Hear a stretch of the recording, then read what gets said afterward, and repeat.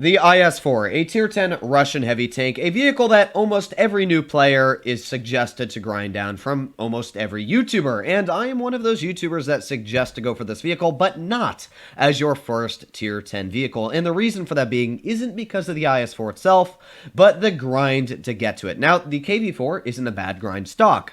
The KV-3 isn't a bad grind stock, neither is the KV-2 or the KV-1S. It is strictly the ST-1, because the only gun you are able to play in this vehicle stock if it's your first line is the D25T, a gun with 175mm as standard pen and 217 on the premium.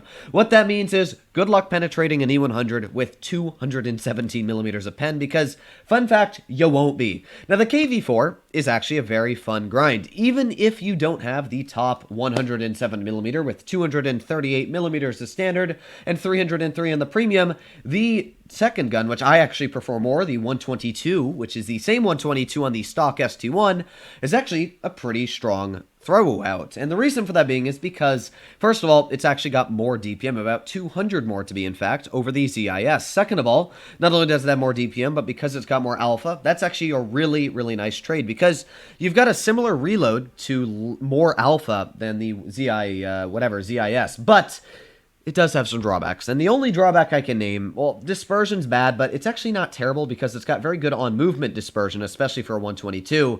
The real killer for this tank is the penetration. Like, it's not bad against tier 9s, you can penetrate them decently, like an IS-8, I can load premium and pen them in lower plate, but on the other hand, it's got a real killer on the pen. It's got 228mm to be in fact. Oh, come on. HE, boom, 521.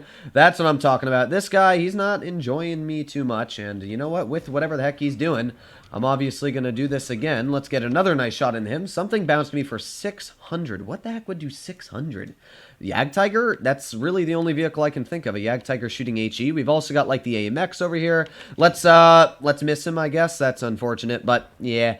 As I said, the dispersion on this vehicle overall is not the best, but thankfully, with that higher alpha on a vehicle like this 5100 here, and because we have more DPM, look at that, 423. Now, obviously, the enemy... What the heck? Why is he so bad?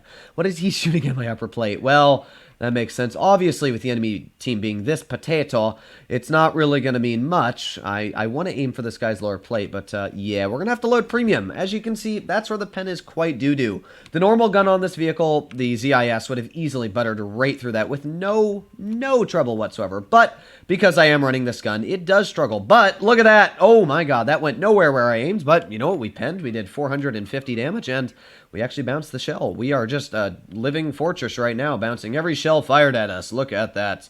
The mighty KV-4. Obviously, not all games go like this for the KV-4, and don't get a false impression. False, yes. This is not what the KV-4 normally acts like. The armor usually falls apart quite quickly, but look at that. Another very easy penetration on the IS-8. And with that, we've blocked 2,300 damage, and there's the Jagdtiger on the enemy team. Nice tap on the side of him for 482.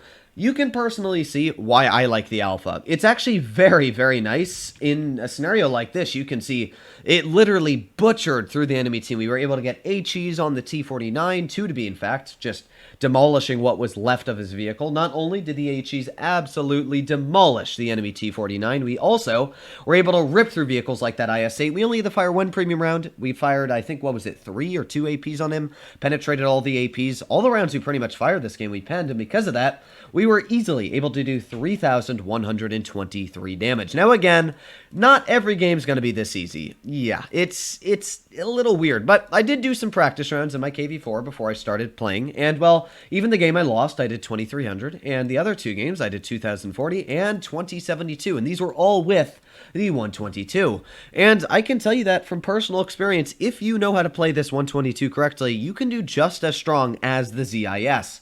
And the reason I'm saying this is because if you're going to grind down the KV-4 line, I would highly suggest to actually just skip the ZIS. I know some of you might disagree with me, but to what I'm aware, that gun actually does not go on any other vehicles in any other line. So what you're doing is you're just spending all this time researching a gun that is quite a bit of XP to what I'm aware. I'm not actually 100% sure because I've had it researched for like 4 years now. But to what I'm aware, that gun is a lot of XP. You're going to spend all this time getting that gun when you could have just gone for this gun, got your way up to the ST1, and then maybe use that extra free XP you saved and just skip right past the one gun. So yeah, that's what I would suggest to do. But that's, of course, my personal opinion. Let me know what you guys think in the comments down below. I just like Alpha. Alpha is very nice, as you could see in that last game. It did a pretty solid job. But you also haven't seen scenarios when you're up against, let's say, like an E75 or anything that has any armor, and you can't penetrate it. But this T71, oh boy, come on. We're going to aim in on him. Aim, aim, aim, and fire! Boom! 431. Now, obviously, because nobody's been spotted, yeah, that's what I was about to say. Because nobody has been spotted up top, that means that most likely they've pushed into town, which isn't great for me because, well, yeah, I'm kind of stuck here. Now, we do got the Glacial off to the side, and we got a lot of tanks actually over here. Ooh, that one did not hit, but thankfully we got a bounce in the contrary because, yeah, KV-4 is really, really tricky to pen if you're snapping your shots, and really I wouldn't suggest to ever snap your shots if you're aiming at a KV-4. Now, we got that Defender Mark 1 off to the side. What are the chances that shell hits? Oh, not very high, it looks like. Yeah, not very high at all, but we do got that T-32 over here. We've got the T-71 into the back. Maybe we can get a nice HE into him. Ooh, but you know what? That Yag's looking juicier. Nice tap into the Yag. We also got the Tiger 2 here, though. This isn't exactly what I had in mind. This game is going to fall apart very, very quickly if my team does not support me, but hoping that they do, we should be able to get some pretty... Oh, okay. Well, maybe not. Maybe not some good shots out, but you know what? I'm going to try again. We'll see. We will see. Oh my god, this poor T-32. Let's get a nice snap into that guy, actually. That's much better for me. And reload once again. So you can see the penetration is a big downfall in certain scenarios. Like shooting at certain enemy opponents, it really does struggle. But against this T-71, that's where Alpha can be key. We absolutely slapped that guy with an HE in the side, and he obviously didn't enjoy it all too much. So yeah, that's one advantage right there. Now as well, we got like the Ag Tiger here. Nice tap for 450. Again, you couldn't do that unless you had the more Alpha. Now I'm praying that my teammates do their job and their due diligence to, you know, get some nice shots into that base capture, which they did. Again, nice shot into the Ag Tiger 8.8. Once again, lowering him quite a bit more. We're going to angle this tank, but oh, this is not going all too well for my tank's hit point pool right now. That Yag Tiger, it's a pretty deadly tank, but we got the Tiger 2 over here. Let's aim it on his cupola. Oh, no. Ram me. Ram me. We're probably going to die.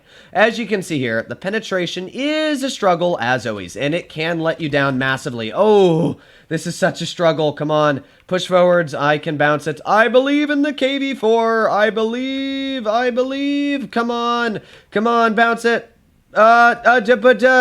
Yes! Oh no, now we got the WZ-112 Glacial. Again, if I was running the other gun there, no problem would I have been able to pen that guy. Literally, it just wouldn't have been a walk in the park. So, there are a lot of scenarios where the Alpha is way worse, and the ZIS would have helped you. But you know what? To be fair, I'm still alive, and I've dealt 2,800 damage this game, and yeah, that was just really sad. But you know what? We're not doing bad. We are still alive, and that's a miracle all on its own. I don't know where that Defender Mark 1 is. He was last spotted over there. My guess is he went up the hill, but you never know. Actually, because that guy's spotted, I would have to guess the Defender's up the hill. Let me know what you guys think. Where do you think the Defender is? I'm just taking a bold... What the frick? Okay, Wargaming. Haha. Funny. Okay, there goes Defender finishing off my teammate. But, yeah, I don't think he's going to be surviving much longer as it is.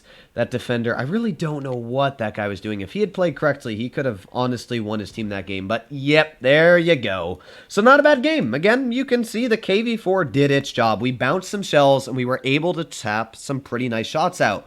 So, we were trading with the Ag Tiger there, and we did even get a steel wall. I would have said about this game, we probably would have had the same result. We would have been able to pen that Tiger 2, but at the same time, we wouldn't have been able to get out as much damage on HEs like the T-71 and snapping shots. So, it's good in a lot of scenarios, and it's bad. And for anybody grinding down this line, just skip the ZIS in my opinion. That's an opinion, but I'd suggest to skip it, go straight for the ST1. Let me know what you guys think in the comments down below. But other than that, stay happy, stay healthy, and I'll be seeing you in the next one. Bye-bye.